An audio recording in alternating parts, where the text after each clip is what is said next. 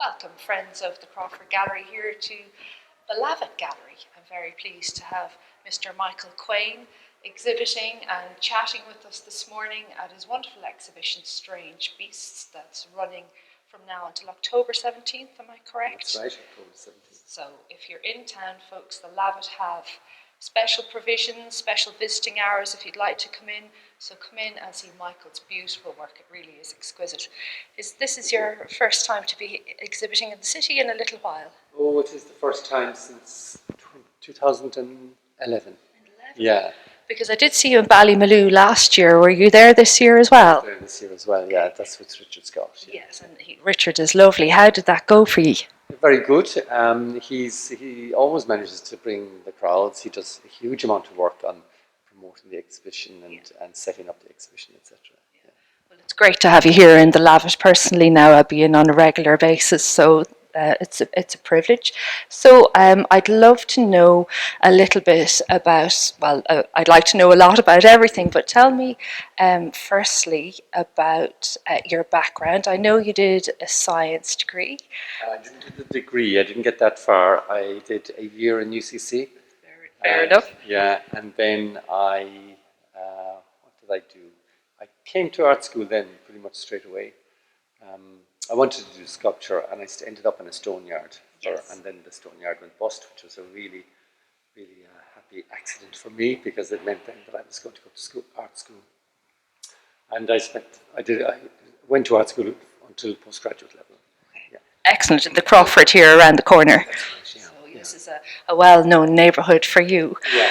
And being a fan of your work, I've observed the Horse and Rider series for a few years. You first came to my attention, and probably the friends would know as well, because I'm new to Cork, in terms of the large horse and rider that was on the Mallow roundabout. Mm-hmm. And I know you carved that from a 23-ton block down to, I think, 11 tons in the end. So maybe the Friends members would be aware of you from seeing that piece, which is only a small part of your work. But tell me, like, the provenance of the Horse and Rider series, because it carries through your work for many years now. It does. It started off simply as horses' heads that I was doing in the art school. Horses' heads, recumbent horses' heads on the ground, and started looking at sacrificial horses, or horses being sacrificed in the Tungus horse. Okay. And that interested me. So then, as time went by, I wanted to expand my my subject matter, so I started putting the figure with the horse, and then realised that the figure could be seen in so many different positions on the back of a horse, because the horse was dictating where the centre of gravity was. So I could work, and then I became really interested in gravity, and then that plugged into what I was interested in science. Okay. So it's an unravelling ball of riddles. Yes. You know? As creativity tends to be, you go into one aspect of it and come back and go into another. I do understand that. But looking around at the work, and when you mentioned gravity, I'm really intrigued about the different points of contact that this body of work has with their bases. This beautiful piece has 6 points of contact. I heard you mention the other day, and then there's a single point over there. In terms of working with the material, I mean, how big of a concern is that? Because stone isn't very forgiving now, is it? No, it's part of the planet, so it's the thing that is moving around the sun under its gravity. So it's and it also has different strengths. Like marble is a lot stronger than limestone. It'll bear an awful lot more. Not bear in terms of weight, but it'll you can make the supports a lot thinner. So this 6 points of contact meant that that's what I was going to try and do, is make all the points, all those struts, if you like, the 4 legs of the horse and the 2 figures' legs, the supports, and make them as thin as possible. Now I could go a lot thinner than that, and I was happy with the way it turned out.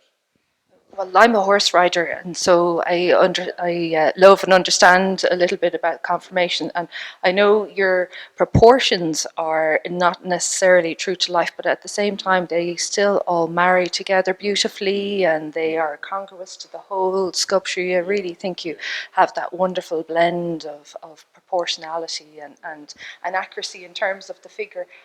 Could you tell me a little bit about the relationship between the rider and the horse or the creature in other cases. I mean, is it a symbiosis, or what's your kind of theme or thinking behind the two figures combining? I think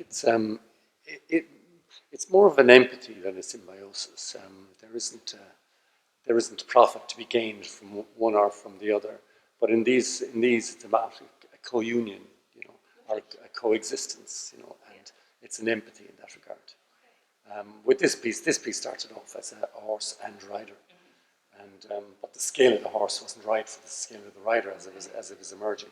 So I took the figure from the horse, if you like, just removed the leg that was astride the horse and made the horse stand.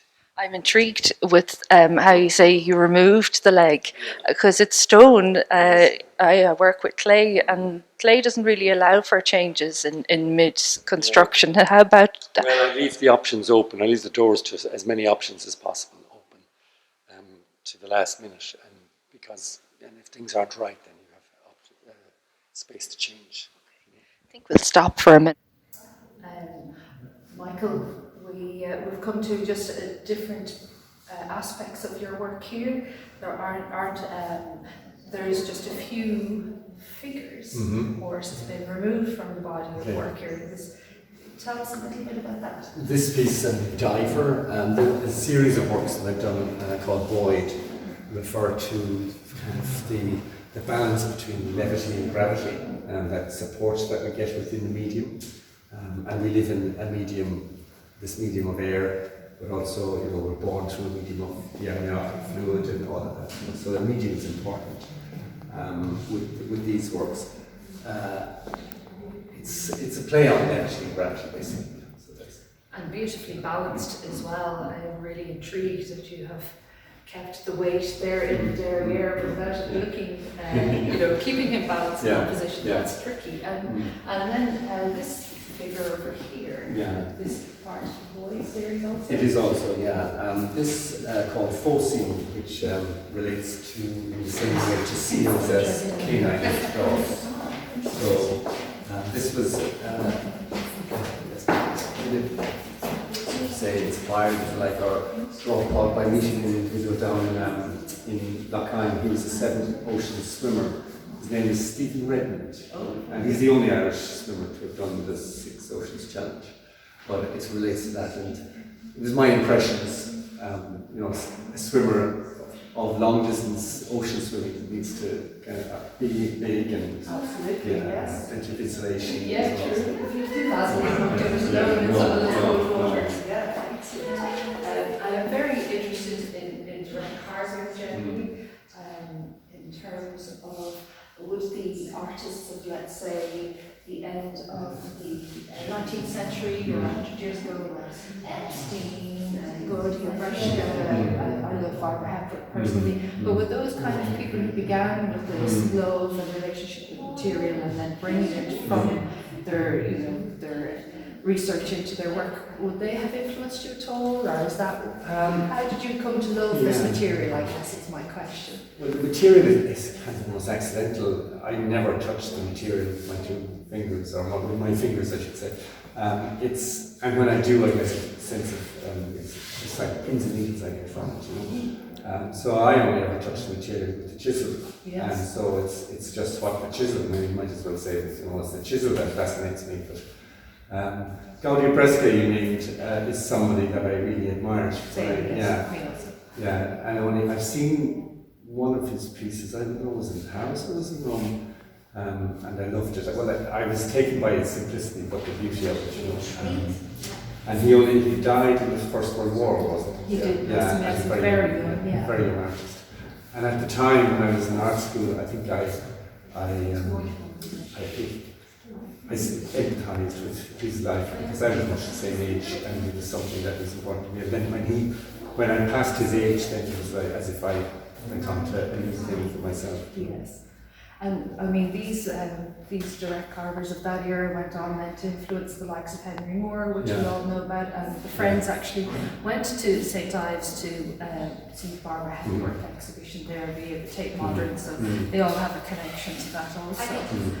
Okay, so I think that's I don't want to monopolise you, there's some other folks in here to talk to you, so you're a popular man, but best of luck with the exhibition. It's here, folks, until October 17th, so do drop in if at all possible. Thank you very much. Thanks so much, Michael, for having the chat with us. Thank you.